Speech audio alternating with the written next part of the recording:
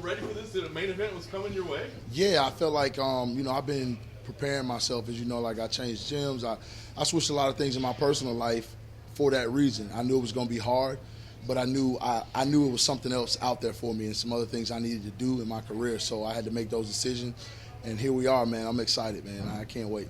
If I'm not mistaken, you were offered this fight like shortly after your last fight. Like you knew about this for a while, but had to keep it top secret. Yeah. I found out. I think literally a week or two after I fought Alexi, they wanted me to fight Overeem, and it wasn't even a wait. Let me think. It was yes.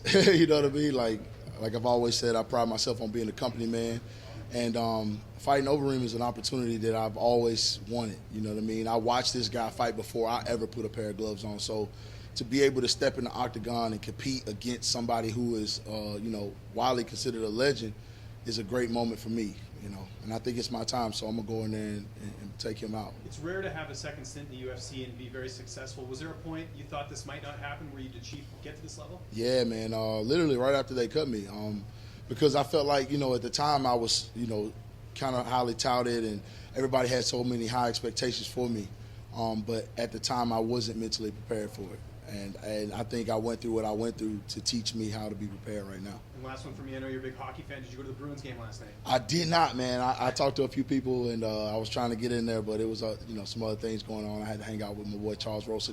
Congratulations, by the way. Big win. Welcome back. So, no, I didn't get a chance to go check it out. What about Overeem makes you such a fan of his? It was just the way he fought. At the time, I didn't really know a lot about striking, but I enjoyed watching him strike. I watched him, fight in different weight classes and fight all the best guys in Pride. And that's what I knew at the time was Pride. I was like, damn, I don't want to fight in Pride ever.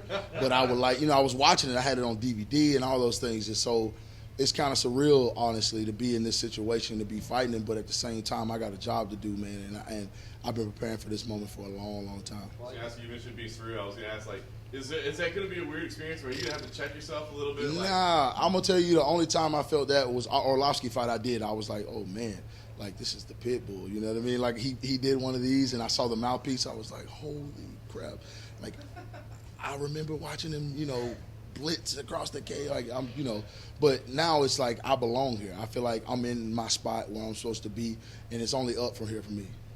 You spoke about when you were released, losing a bit of confidence. Now you're in there again to people like Overeem. Is that just think yeah, I'm meant to be exactly. To be in here? It's just reaffirmation, man. When I got cut the first time, even after losses, there's always that moment where you're just like, this ain't it.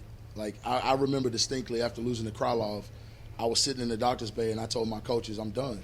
I was unwrapping my gloves and I was like, I can't do this.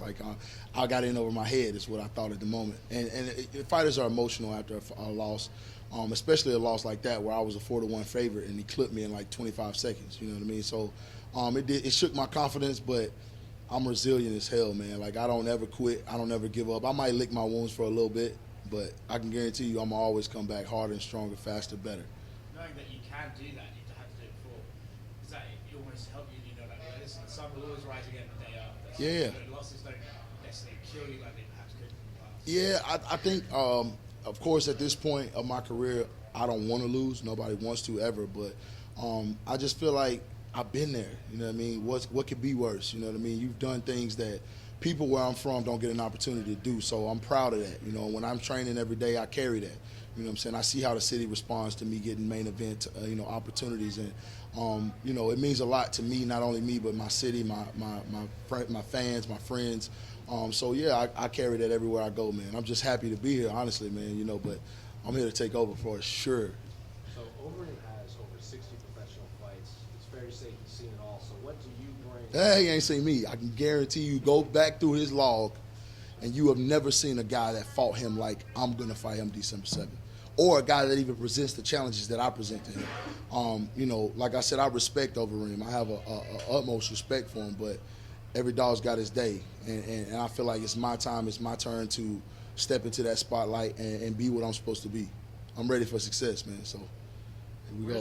Where does a win over Overeem put you in the overall landscape of this division? Obviously, we got to wait for Steve A and DC to run back. Yeah, of course. Somebody sent me an article today where Ngannou was a little bit frustrated. He mentioned my name. That's a fight I've always wanted. So you know, I go in there when I get the win over Overeem. Fighting him would be a good. That put me at the cusp of doing what I came here to do. You feel me? So, him, Derek Lewis, any of them, man. All these heavyweights.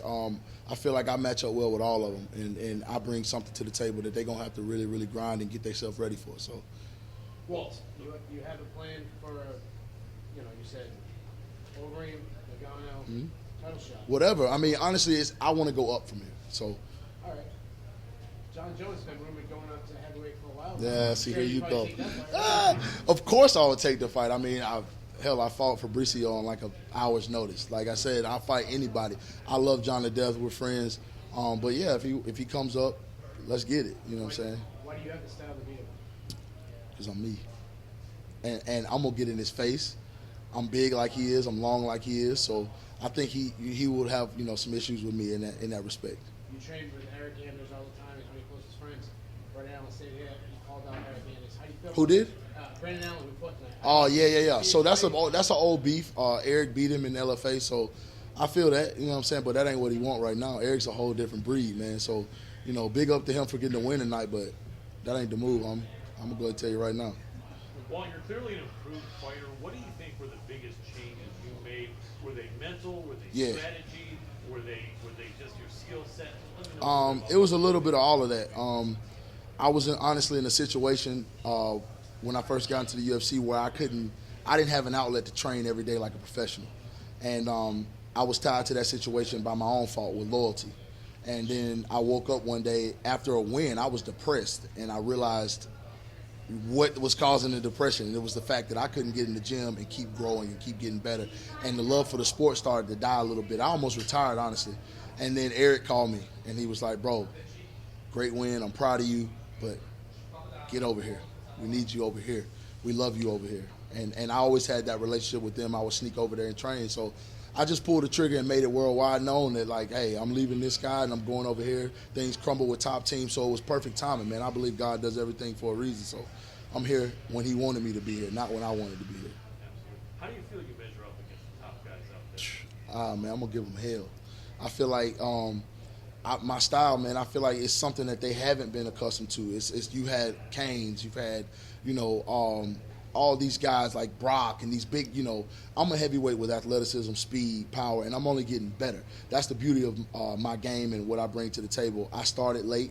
I had, kind of a slow process, a progress to get to where I'm at right now, but everything's coming together now. So there's elements of my game that you guys have not gotten to see, but people in the gym are like, holy, people around the sport are like, yo, this kid's like really growing, you know what I mean? So I'm excited just to get a chance to show you guys, man. I feel like I say that every fight, you know what I'm saying, but they end quick, so nobody really gets to see me wrestle. Nobody gets to see me do my jiu-jitsu. So, if it goes where it goes, I'm prepared 110%.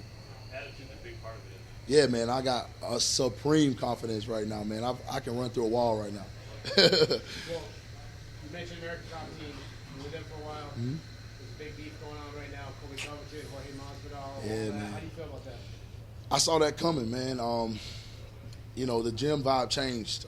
Things changed, and that was kind of what prompted me to make my decision to finally just say, I got to move on and do something different. Because it was a point in my career where I felt like I needed that environment. I needed those guys. The Junior was in the gym and all these big names. Me and Bigfoot developed a close relationship. Me and Hector developed a close relationship. So it was like, man, I need to be down there. And then I got to a point where I went home because I had to, and I realized I don't need that.